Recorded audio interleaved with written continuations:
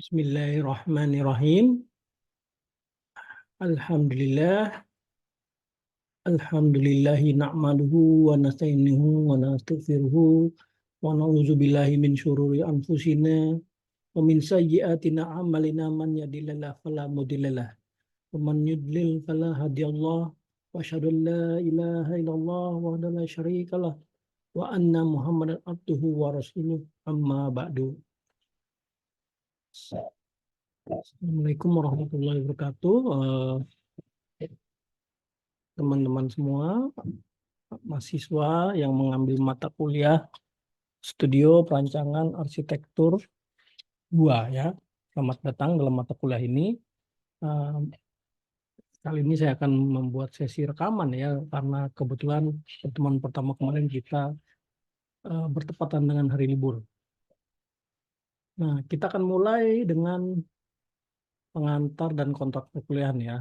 Kita akan coba mengeksplorasi bagaimana prinsip desain bisa diterapkan dalam topik SPA 2 kita kali ini, yaitu berupa bangunan pelayanan publik. Nah,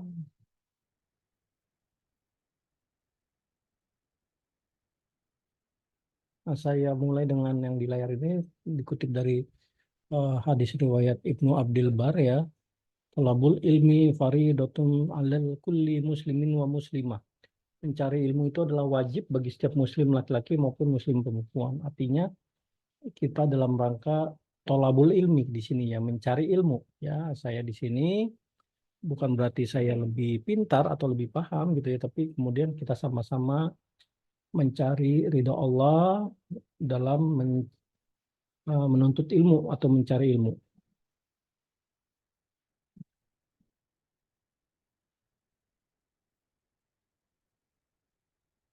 Nah, mata kuliah ini diberi nama Studio Perancangan Arsitektur 2 ya, dengan topik utamanya itu adalah kantor pelayanan publik. Mata kuliah ini nanti ada 3 kelas dan masing-masing kelas diampu oleh masing-masing dosen. Kebetulan kelas ini diampu oleh saya sendiri, Muhammad Todi. Sedang nanti ada kelas Bu Oktavia Lokapsari dan kelas Bu Septi ya, Septia Herianti.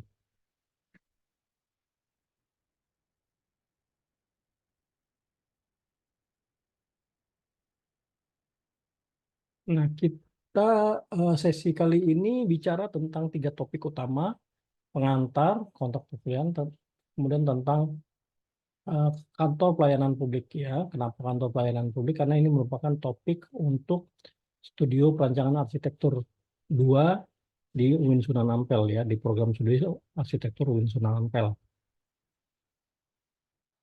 Nah, tentunya kalian kan sebelum masuk ke SPA 2 ini sebelumnya sudah ngambil SPA 1 ya. Di situ mungkin kalian banyak yang bisa kalian pelajari, banyak hal yang dari kelas studio sebelumnya ya. Kalau saya tidak salah ingat, studio 1 itu Anda diminta untuk perancang bangunan rumah tinggal ya, fungsi personal. Fungsi personal.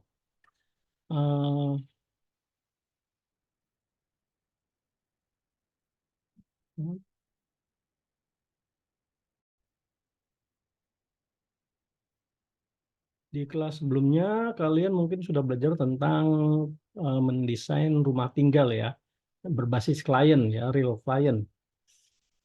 Kalian belajar cara interview dan sebagainya, di mana kalau kalian mungkin masih ingat di SPA 1 lebih ke bagaimana aspek pengguna menjadi fokus perancangan ya, manusianya, kemudian kebutuhan ruang, ya, analisis kebutuhan ruang dan sebagainya.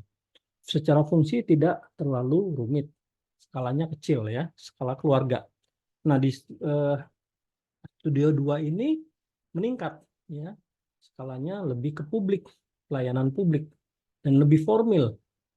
Artinya bangunan pelayanan publik ya, sifatnya lebih formal, bukan secara individu. Nanti kita sering pertemuan minggu demi minggu kita akan belajar materi-materi seputar penunjang rancangan bangunan pelayanan publik ya.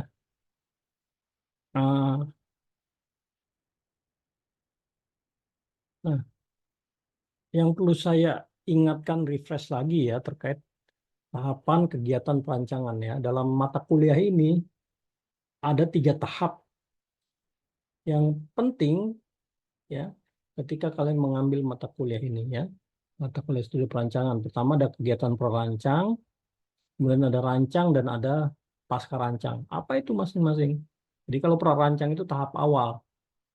Tahap awal di mana kita melakukan studi ya, melakukan studi.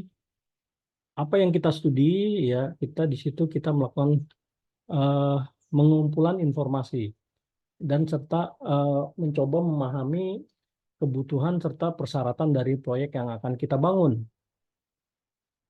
Ya, di dalam tahap prarancang ini meliputi survei lokasi, ya, analisis lingkungan, identifikasi kebutuhan dari pengguna, fungsinya apa, dan perlu perlu butuh ruang apa di situ ya. Nah, itu di perancang. Itu nanti akan menjadi dasar ketika kita membuat yang namanya prarancang, membuat konsep ya. Setelah kita buat konsep, kita lanjut ke tahap merancang ya. Merancang ini intinya nih, inti dari proses perancangan. Ide-ide yang ide-ide awal yang tadi kita peroleh ketika kita di tahap prarancang, ketika kita mengumpulkan informasi, ketika kita mengumpulkan data ya, dikembangkan menjadi konsep-konsep desain yang lebih konkret, yang lebih nyata. Ya, Anda sebagai seorang arsitek akan menggambar sketsa, membuat maket, membuat model, dan mengembangkan gagasan-gagasan arsitektural lain yang lebih lanjut dan lebih lebih real, ya, lebih nyata. Jadi tidak di awang-awang, tapi sudah dituangkan ke dalam satu bentuk yang lebih nyata. Nah, di tahap rancang ini kita sudah mulai memperhitungkan faktor-faktor seperti safety, eh, keandalan struktur, kenyamanan pengguna, dan sustainability dari lingkungan. Ya, di tahap ini sudah mulai diperhitungkan ya. Kalau tadi pertama tadi cuma analisis, kita mencoba di tahap awal perancang itu kita mengumpulkan informasi sebanyak mungkin yang dimana informasi ini bisa kita gunakan untuk diolah dalam sebuah rancangan. Nah, tahap yang ketiga ada yang namanya pasca rancang ya. Ketika sudah kita desain utamanya sudah selesai, kita masuk ke tahap pasca rancang ya. Di tahap pasca rancang ini kita merevaluasi, meninjau ulang desain kita. Kita perbaiki detail-detailnya, kita persiapkan dokumentasi-dokumentasi teknis ya, yang itu kemudian diperlukan untuk memulai proses konstruksi. Ya, ada DED, gambar kerja, gambar mechanical electrical, gambar utilitas dan sebagainya. Di tahap ini biasanya kita akan terlibat dengan banyak pihak. Ya, mulai dari klien itu dari awal sampai akhir pasti akan terlibat. Kontraktor, kontraktor itu bisa kontraktor struktur, bisa kontraktor listrik, listrikan, bisa kontraktor pemipaan dan sebagainya. Jadi secara sederhana prarancang itu tahap awal, rancang adalah proses membuat desainnya, dan pasca rancang adalah tahap final, ya finalisasi sebelum kemudian bangunan itu atau proyek tersebut dibangun. Nah, kemudian ketika kita masuk ke tahap proses rancang tadi, proses perancangan tadi yang tahap inti, ada beberapa tahapan yang bisa kita lakukan, ya, yang bisa kita lakukan dan harus kita lalui. Yang pertama kita mulai melakukan studi kasus untuk memahami proyek secara mendalam dan mengetahui referensi yang relevan. Jadi kita cari rujukan, kita cari acuan kalau kita mau merancang proyek A, kita lihat proyek yang sejenis. Bagaimana sih seperti outputnya seperti apa, ya.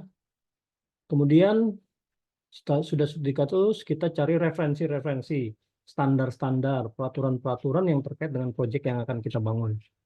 Kemudian lakukan analisis terhadap lahan dan lingkungannya. Nggak cuma lahan, tapi lingkungan di sekitarnya. Untuk mengetahui kondisinya, kondisi alam ya, atau faktor-faktor lingkungan. Lingkungan nggak cuma lingkungan alami, tapi mungkin lingkungan sosial, bagaimana masyarakat di sekitar lahan yang akan kita bangun, seperti itu. Yang kemudian itu nanti bisa mempengaruhi desain. Nah, kemudian kita melakukan pengorganisasian ruang.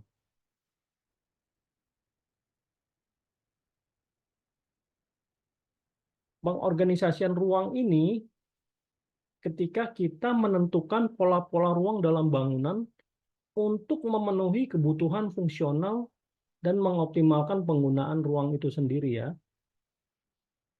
Jadi kita menata ya gimana polanya sih untuk supaya fungsi yang kita akan akomodir dalam desain kita itu bisa berjalan dengan baik.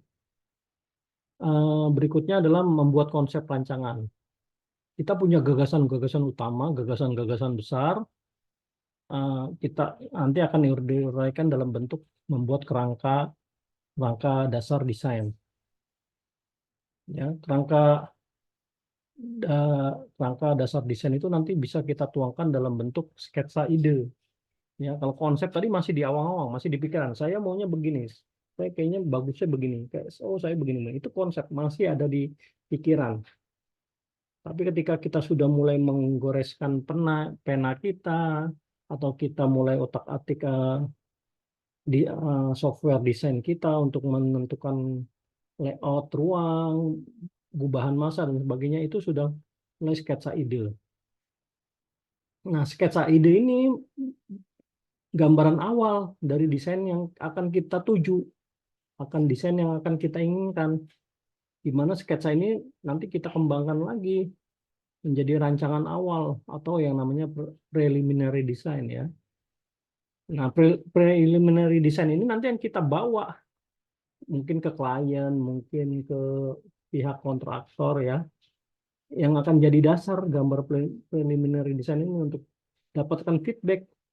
Oh, sebaiknya begini, sebaiknya begitu. Oh, sebaiknya tidak seperti itu, sebaiknya seperti ini dan sebagainya. Sesuai dengan kompetensinya masing-masing. Tapi ada dulu produknya gitu ya, untuk bisa mendapatkan feedback.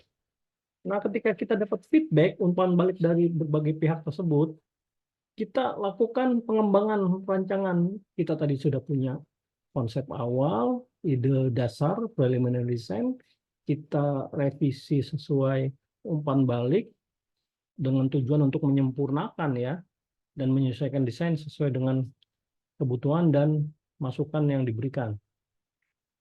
Nah, kalau sudah oke, ya adalah kemudian menyusun DED atau Detail Engineering Design atau rancangan teknik detail yang mencakup spesifikasi teknik yang diperlukan untuk memulai proses konstruksi maksudnya. Mulai dari gambar denah, gambar potongan ya, gambar tampak dan kemudian itu gambar-gambar itu berguna untuk ketika proyek Anda akan dibangun. Ya, buat pihak lain membaca apa sih sebenarnya yang hendak dibangun seperti itu ya. Nah, ketika kita sudah melewati tahapan-tahapan tersebut, harapannya kita menghasilkan desain yang sesuai dengan kebutuhan. Sudah sesuai dengan kebutuhan, kemudian bisa berfungsi sesuai fungsinya dengan baik ya. Kalau fungsinya pelayanan publik, berarti bisa berfungsi untuk melayani publik secara baik. Nah, nanti ada spesifikasinya, nanti pelayanan publik kan macam-macam ya. Serta kita juga sudah desain kita bisa memperhatikan aspek-aspek lingkungan serta aspek teknis lain yang relevan dengan proyek kita.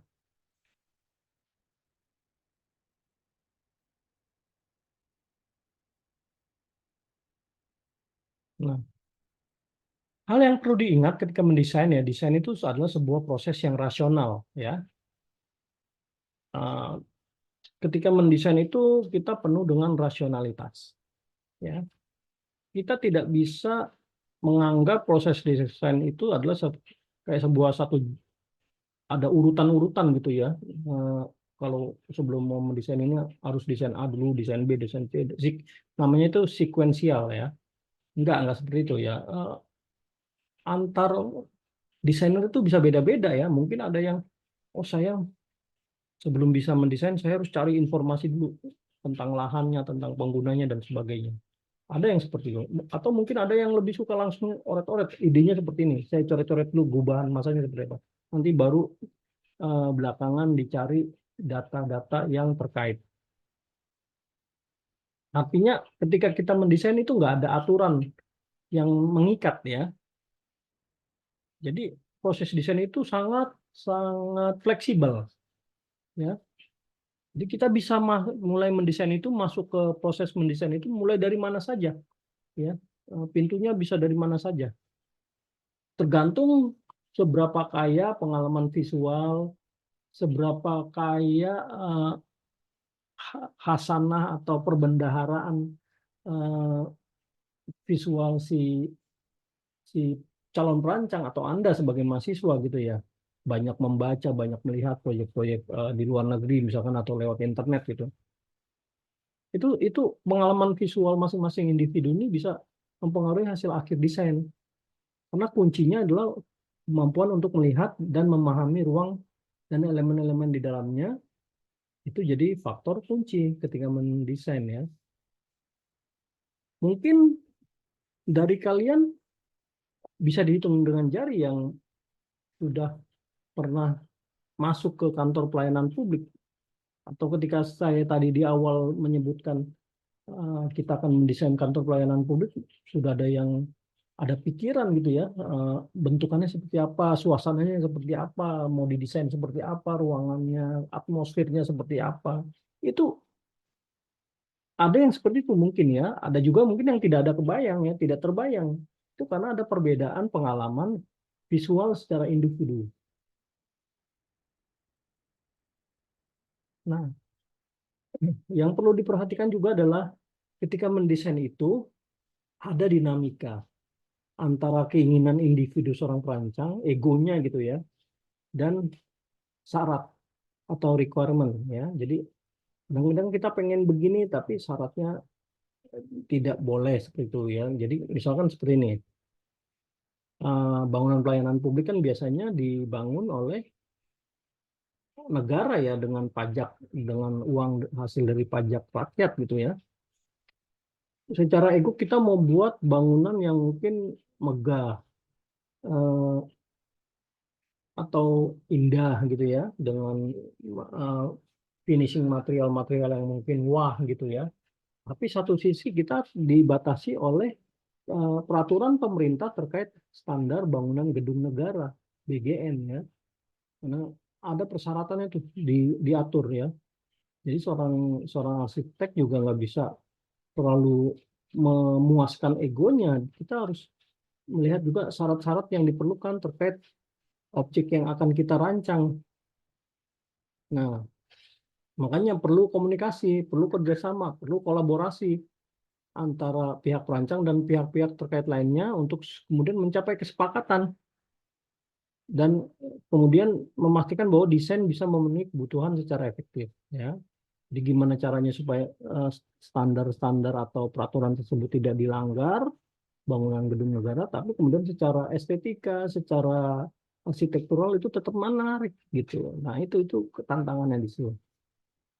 Nah, satu lagi kemudian mendesain itu bukan proses yang tadi pertama, bukan proses yang sekuen, bukan harus terpaku A habis B kemudian C kemudian D dan seterusnya, tapi bisa bisa fleksibel ya, dinamis. Kemudian yang kedua adalah mendesain itu adalah sebuah proses yang continuous ya, nggak pernah berhenti.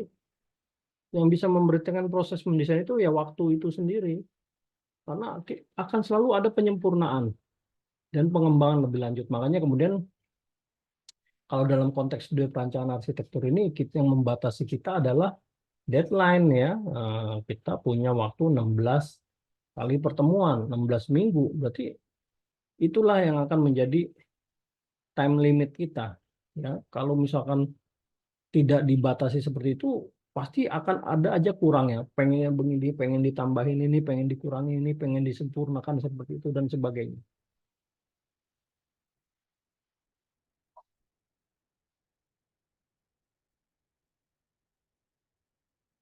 Kemudian proses berikutnya adalah evaluasi ya. Evaluasi dari produk yang kita rancang atau produk yang kita desain.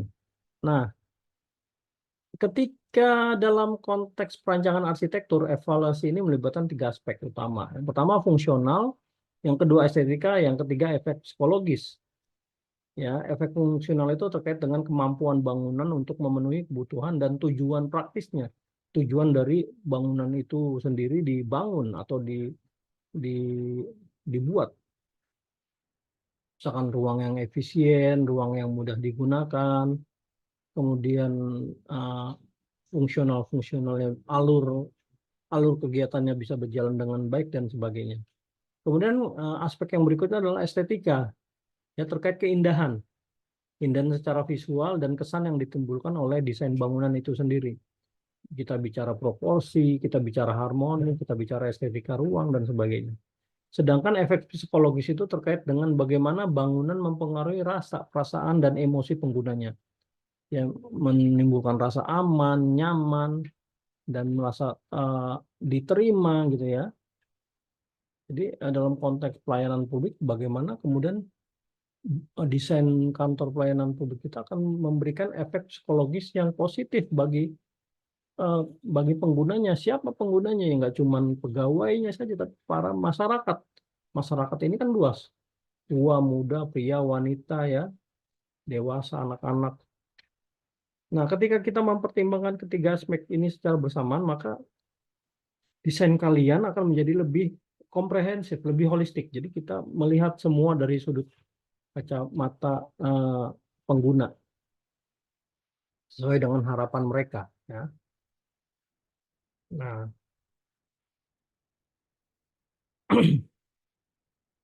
jadi apa sih ketika merancang itu ya yang berperan penting dalam proses merancang? Ya, merancang itu erat kaitannya sama kreativitas. Ya, erat kaitannya sama kreativitas. Non kreativitas itu erat kaitannya dengan cara berpikir. Ya, ketika bicara konteks perancangan arsitektur, maka ada 2 pendekatan berpikir desain yang berbeda tapi sering digunakan secara bersamaan ya. Itu pemikiran logis tradisional, tradisional logik ya, dan lateral thinking atau pemikiran lateral. Ya, kalau pemikiran logis tradisional ini cenderung mengikuti pola pikir yang terstruktur dan linier ya. Ini biasanya kita gunakan ketika kita mendesain sesuatu yang ada kaitannya dengan standar, dengan aturan, prinsip yang itu sudah mapan di dalam dunia arsitektur maupun kehidupan sehari-hari ya. Dan itu untuk memandu proses perancangan. Di logis tradisional ini fokusnya pada kita mencari kemungkinan teknis dan muncul nggak ada permasalahan nggak terkait problem-problem teknis merancang dalam bangunan kita, kemudian solusi rasionalnya apa. Ya, sedangkan kalau yang di sisi lain ada pemikiran lateral. Ya, kalau lateral ini biasanya pemikiran yang lebih kreatif, out of the box. Ya, mendorong kalian para arsitek untuk kemudian mempertimbangkan solusi-solusi yang unkonvensional, yang tidak konvensional, di luar kelaziman ya. Ya, akhirnya mendorong ada eksplorasi ide-ide baru di situ atau kombinasi konsep-konsep yang tidak terduga atau penemuan solusi yang inovatif. Ya, pemikiran lateral ini seringkali mengarah pada desain yang unik, berani serta menginspirasi gitu ya. Nah, baik tradisional logic maupun lateral ini dulunya penting ya dalam perancangan arsitektur ya. Si logis tradisional tadi dengan berpikir logis dan tradisional itu bisa memberikan kalian dasar yang kuat dalam memahami misalkan struktur, fungsi dan keamanan bangunan. Itu kan sesuatu hal yang memang sudah sakit gitu ya, safety gitu ya. Masalah safety, masalah kekuatan struktur itu sesuatu yang sudah tidak bisa di kita ganggu gugat gitu. Sudah ada hitungannya, sudah ada pakemnya. Di sisi lain, pemikiran lateral tadi juga bisa memberikan kalian kebebasan berpikir untuk mengeksplorasi ya menyusuri gagasan-gagasan baru yang menghasilkan desain yang kemudian incredible, yang luar biasa. Nah, itu kemudian dikombinasikan, ya. Ketika ini dikombinasikan banyak eh, contoh-contoh karya arsitektural yang berhasil. Jadi kalau mungkin kalau kita terlalu pakai yang logis tradisional aja, bangunan kita akan lebih kaku ya, lebih kurang dinamis, kurang ada ruhnya gitu. Tapi kalau kita misalkan mendesain hanya dalam mengedepankan pemikiran lateral, itu kemudian tidak rasional jadinya. Ya, tidak bisa dibangun. Jadi seperti seakan-akan desain kalian itu ada di negeri dongeng gitu ya, di alam mimpi gitu ya. Akan sulit untuk dibangun. Nah, lanjut ke lateral thinking tadi ya. Lateral thinking ini pendekatan ya. Jadi pendekatan yang kita gunakan untuk memecahkan masalah, masalah dalam perancangan. Yang ini dikembangkan oleh Edward de Bono ya. Ya, konsep ini menekankan pada kemampuan untuk berpikir di luar jalur konvensional atau linear guna menemukan solusi yang tak terduga tadi.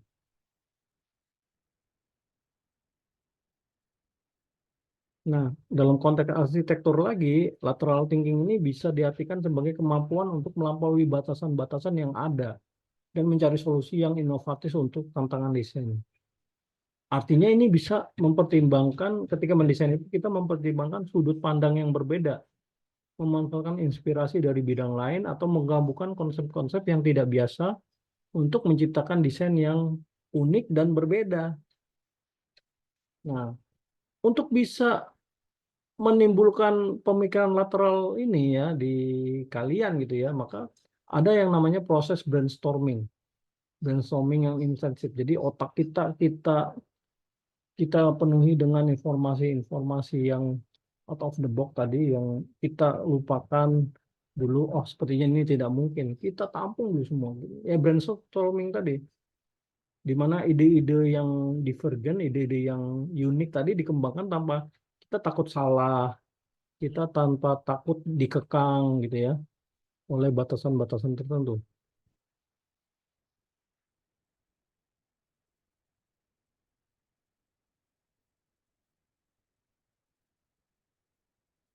Jadi ketika kita berpikir lateral thinking itu ya, satu permasalahan bisa menciptakan solusi yang berbeda-beda. Kita bisa menemukan alternatif solusi yang berbeda-beda. Nanti tinggal kita pilih saja alternatif mana yang akan kita terapkan ya. Tapi kalau linear thinking itu biasanya terbatas pilihannya ya terhadap solusi.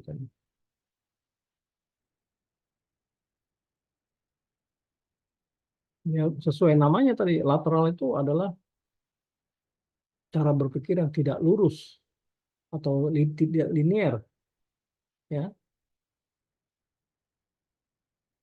Kadang-kadang di dalam pola pikir lateral ini kita bisa menemukan solusi yang mungkin pada awalnya itu nggak terpikirkan sama kita, yang kemudian secara logika itu nggak logis ya, nggak sempurna, nggak mungkin ini dilakukan. Tapi kemudian dari situ malah bisa berkat menjadi ide-ide atau solusi, ide solusi yang inovatif.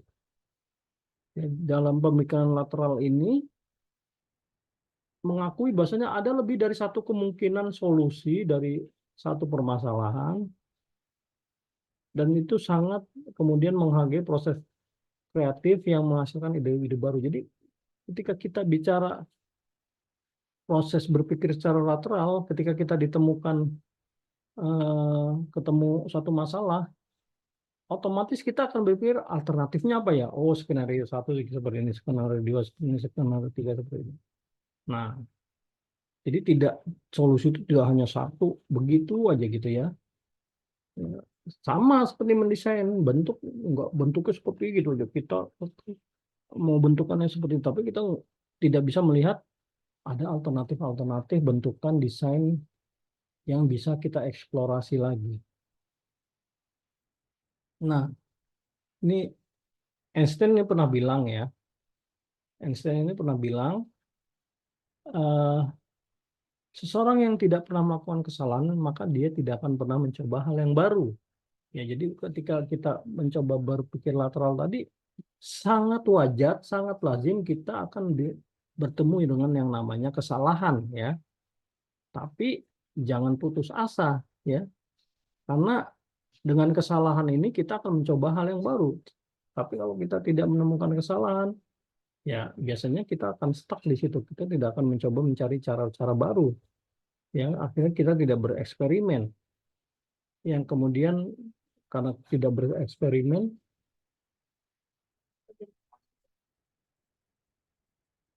nah,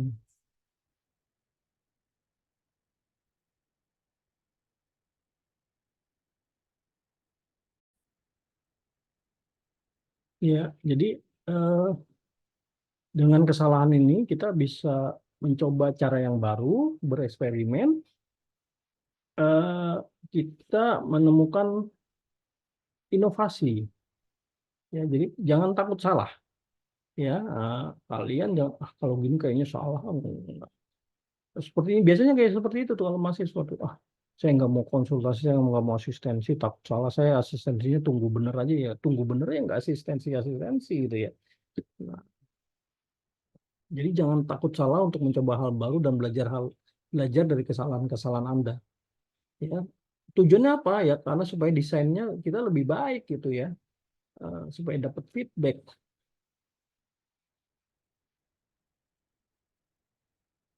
Nah, masuk ke pengantar ya. Eh, di tadi udah kita bicara tentang proses berpikir ya, tentang eh, bagaimana kemudian kita belajar dari kesalahan. Nah, mata kuliah ini ya, mata kuliah ini sudah perancangan arsitektur 2 ini, khususnya ya di arsitektur 2 ini, studi 2 ini kita akan menekankan aspek bangunan publik ya, seperti saya katakan di awal tadi. Ya, pertama kalian akan diajak memahami aktivitas layanan publik yang terjadi di dalam bangunan-bangunan tersebut ya, termasuk di dalamnya pemahaman bagaimana bangunan tersebut berfungsi sebagai pusat kegiatan dan layanan untuk masyarakat. Kemudian kalian juga akan belajar bagaimana peraturan bangunan publik yang terkait dengan aspek keamanan, aspek kesehatan, kemudian sustainability lingkungan, ya. Pengetahuan ini penting supaya desain kalian itu mematuhi standar yang sudah disyaratkan.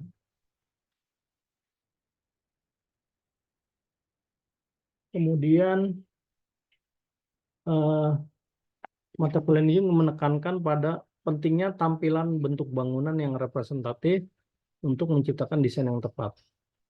Ya, terkait estetikanya, kemudian identitas, karakter ya, tergantung dari pelayanan publik, jenis pelayanan publik yang berlangsung di bangunan kalian. Yang terakhir, kalian juga belajar untuk mengakomodir kebutuhan pelayanan publik dari beragam pengguna bangunan ya, seperti saya katakan tadi ya, namanya layanan publik, kita tidak bisa memilih-milih gitu ya, yang kita layani siapa, yang kita layani kan masyarakat gitu ya, bangunan kita ini yang akan melayani masyarakat.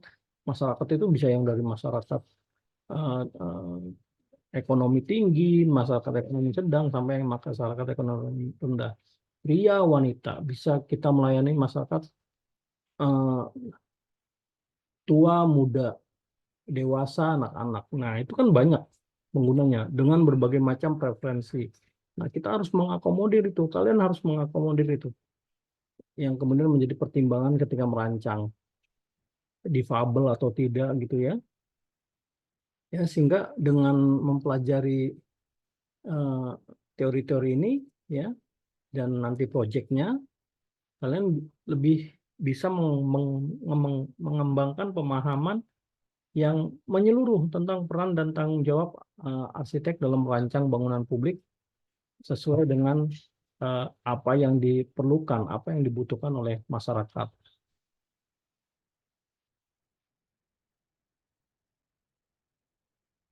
Nah, ini adalah sasaran pembelajaran kalian ya. Ada beberapa aspek ya. Pertama, kalian akan belajar memahami belajar untuk selain memahami, kalian juga punya keterampilan untuk merancang bangunan kantor pelayanan publik dengan mempertimbangkan karakteristik yang sesuai dengan fungsi dan kebutuhan pemerintah ya.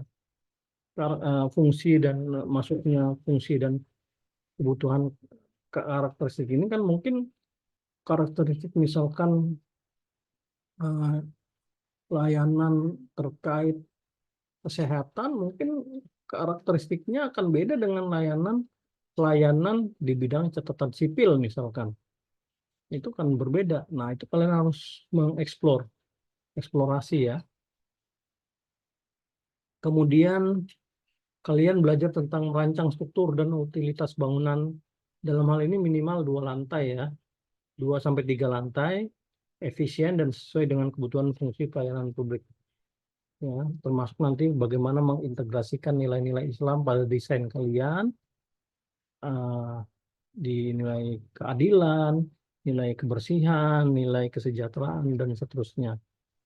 Selain itu, yang lagi eh, terbaru ini adalah terkait kondisi new normal ya di era eh, pasca pandemi ya, elemen-elemen desain bagaimana kalian mendesain layanan publik yang kemudian mengakomodir atau merespon kondisi era new normal ya, sesuai dengan protokol kesehatan ya, atau mungkin dengan teknologi-teknologi yang kemudian mendukung fungsi dari layanan publik itu tanpa kemudian mengorbankan sisi kesehatan dari penggunanya.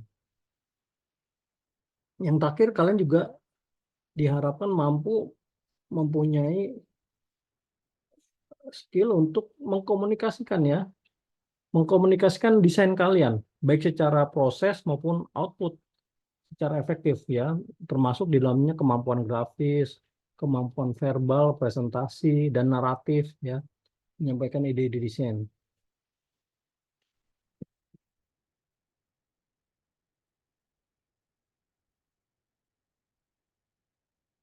Nah, tentang kantor pelayanan publik ini ya, ini kan kalau bicara kantor pelayanan publik ini adalah pusat layanan yang menjadi jembatan antara pemerintah dengan masyarakat ya. Fungsi utamanya itu lebih ke layanan administratif biasanya untuk kehidupan sehari-hari masyarakat, mulai dari izin, perizinan, bayar pajak, administrasi kependudukan, layanan sosial, ya. Kantor pelayanan publik ini jadi titik akses utama untuk memperoleh informasi dan menyelesaikan berbagai urusan publik. Nah, keberadaan kantor ini penting karena dia menjunjung tinggi prinsip aksesibilitas dan keterbukaan. Artinya, kantor layanan publik harus bisa diakses oleh seluruh lapisan masyarakat dan punya prinsip keterbukaan, terbuka untuk siapa saja. Nah, dengan tersebarnya lokasi di berbagai wilayah, ya, maka masyarakat diharapkan bisa mengakses layanan tanpa hambatan. Apalagi di era digital seperti ini ya, serba online. Ada pengembangan sistem layanan publik secara online maupun aplikasi mobile ya, tapi tetap aja masih perlu ada wadah gitu ya, wadah untuk aktivitas ya. Walaupun sudah layanan dilakukan secara online, tapi kan untuk bisa menunjang proses online itu perlu wadah ya, perlu ruang server, perlu ruang maintenance dan sebagainya. Nah, itu kan tetap memerlukan wadah yang wadah itu kemudian harus didesain. Nah, ketika merancang ruang atau merancang kantor pelayanan publik ada beberapa, oh ini contoh beberapa kantor pelayanan publik. Ini contoh dari tugas tahun kemarin ya, kakak tingkat kalian merancang kantor BPJS, kantor pajak, Samsat, kantor pos, puskesmas, disiplin capil. Nah, kemungkinan besar tidak akan berubah ya, tidak akan berbeda, tidak akan dengan kakak tingkat kalian. Nah, ada beberapa isu yang perlu kalian camkan ketika mendesain kantor layanan publik ya. Yang pertama aksesibilitas ya. Artinya kantor ini mudah diakses oleh semua lapisan masyarakat, termasuk mereka yang punya keterbatasan mobilitas atau berkebutuhan khusus. Ya, desain itu harus mempertimbangkan aksesibilitas fisik, difabel, tata letak ruang. Kemudian ada efisiensi ruang ya. Isu berikutnya efisiensi ruang. Ya, karena ruangan publik biasanya punya keterbatasan ruang. Oleh itu penting untuk merancang ruang dengan efisien. Supaya apa? Aliran kerjanya, workflow-nya itu bisa lancar dan optimal. Meminimalkan waktu tunggu dan memaksimalkan produktivitas layanan.